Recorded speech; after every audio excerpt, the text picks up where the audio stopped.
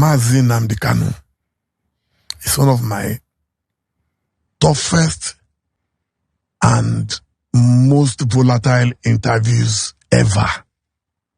You know, Kanu is a very, very brilliant guy, extremely intelligent. You can't bully him, you can't put him down. So I did it on Instagram. It was a live Instagram live. In fact, it was so hot and everybody was watching, including Wike, apparently. I was doing it from my house in Ghana. And Kanu was so excited that the following day he tweeted that he was honored to have been interviewed by the Larry King of Africa, Dele Momodu. That's what he wrote, you know. But during my interview, he attacked Wike. I don't know what led to that. But I think Wike was saying he's not an Igbo man. And he was saying, how can somebody who bears Enye from Wike say he's not an Igbo man and all that?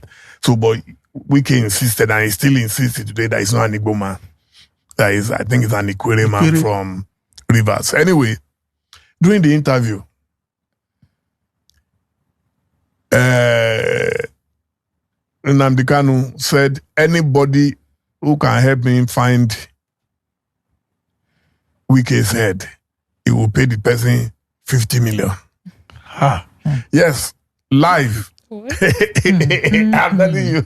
So then, after the interview, Wike reached out to me that he heard what Nnamdi Kanu said about him, that whosoever can find him Nnamdi Kanu's head, he will pay the person 100 million.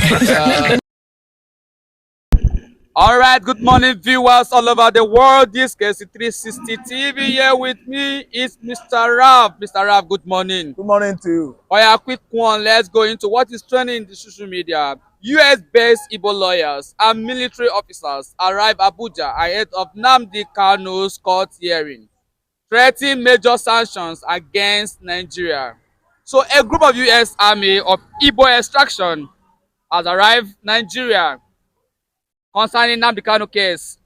Now they also threaten to sanction Nigeria, threaten to sanction President Bola Ahmed Tinubu.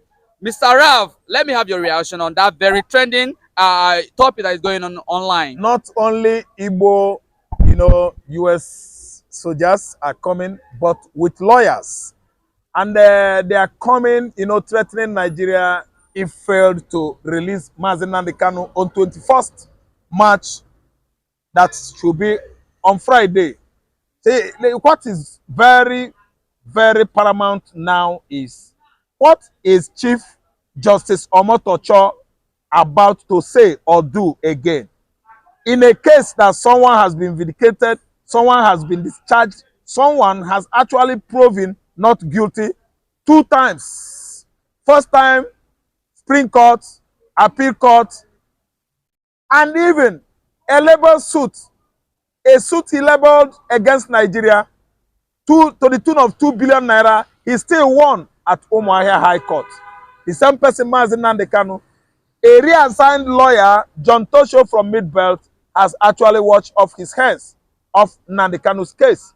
Then the former Chief Justice handling Mazi Nnamdi Kanu's case, Binta Nyako, a female Chief Justice, actually absconded, leaving the case that this case Mazi Nnamdi Kanu is no wrong. And yet, DSS is still holding Mazi Nnamdi Kanu, telling the whole world that the order comes from Tinubu, that is, the order comes from Aso Rock. That's why they could not allow someone that has been at least discharged to have his freedom. So what I'm saying is that the group of lawyers, the veteran American soldiers, the Igbos in the US Army, they are coming not only for sanction. I'm telling you, they are coming with lawyers to make sure that the needful is being done and make sure that they actually grace the occasion of the hearing that is about to come on 21st March 2025. Those soldiers, those lawyers, after hearing from the court, after listening to what Omotacho has to offer to his kinsman Tinubu, those lawyers, they will go back to America. Those Americans, Igbo soldiers, they will go back to America to re-strategize on how to make sure that Nnamdi Kanu is out, either by legal or by illegal. We all know that what is holding Nnamdi Kanu this time around is no longer the law. What is holding Nnamdi Kanu is ethnic what? Ethnicism. It's because Nnamdi Kanu is an Igbo man and the Tinubu himself is a Yoruba man, which is why he has the infantry to release his Yoruba brother, Sunday Igboho, who was doing the same business Nnamdi Kanu was doing in the past. Actually, he set Igboho free, allowing Nnamdi Kanu to rot in jail. What an ethnicized, a man, Bola Ahmed Tinubu, if you ask me, is the highest tribalized president Nigeria has ever had. Could be he released Igboho and releasing Nnamdi Kanu, we wouldn't be here shouting and chanting, ranting on social media, telling the whole world what was and what wasn't. What we are trying to do is to sensitize people to actually know that what Omotocho is coming to do is illegal. Other judges that hands off their, the case, they are human beings, and it is the same law that they all read. Did Omotocho read from sky? Maybe the school of law, the law school he went is no longer Enugu Law School or Abuja or Lagos Law School. Maybe the kind of law school he went was a law school in the sky. Because I see him as a justice. That's how I see Binta Nyako as a justice. What is he trying to do? To crucify the Igbo man because he comes from Southwest. Let us see.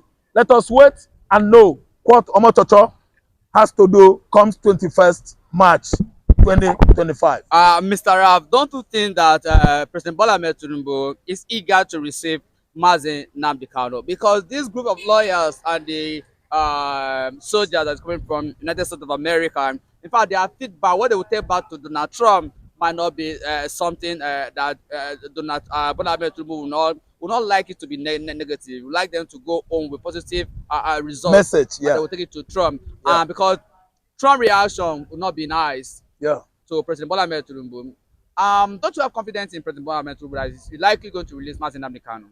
No, I do have confidence on confidence alone. And after having confidence on confidence alone, the second person, the second man I'm having confidence on is Donald Trump. The confidence I mean is God. God himself is an embodiment of confidence and hope. Then again, the second person there is Donald Trump. The only person that can blow trumpet, the whole world will listen because he's an honest man, because he's a very, very blunt man. So my hope is that the fear of Trump might bend Tinubu's opinion and the courage. The kind of courage he was enjoying before when Nnamdi Kanu was actually vindicated in the court. Still, Tinubu gave the instruction that Kanu should not be let off the hook or cage. And Mr. Trump, over the years, I think 2019-20, when he was about coming for second time, promised Nnamdi Kanu his freedom of his people, I mean, that's Biafra. And he actually promised that he would actually give it to us. And today, we've seen how fate played, bad one against Trump in 2020. Trump could not win that election. Joe Biden and Obama actually played dirty. And the Americans, as a result of what COVID-19 did in 2019, gave it to Joe Biden. But not with the help of Chinese, but not with the help of the Arab. They all joined together, forces together, to make sure that Trump didn't come second time. This time around, Trump has come. And to redeem the promises he made to Biafrans, I think he's actually trying to affirm that promise. There is one factor that is playing important role on Nnamdi Kanu's case. What factor is that? The ancestry, where the Igbos come from, is exactly where the ancestors of Mazi Donald Trump come from. Trump is from the Jews, German Jews. The Igbos are the Jews from Eri. Eri still comes from the fifth son of Jacob, that is God. And you can see the relationship there, how the traces, I mean the DNA, are connected us together. And this is what is giving Trump the impetus, the strength to move straight, to move ahead, to make sure if there was a bad news from the emissary, those envoy, I mean the lawyer, the military personnel that were coming to at least witness Mazi Nnamdi Kanu's case. If the messages they are bringing back to White House is not something that is at least, let me say, palatable. Trump is going to deal with Nigeria. All Many right, Mr. Ralph, it's a very fine place.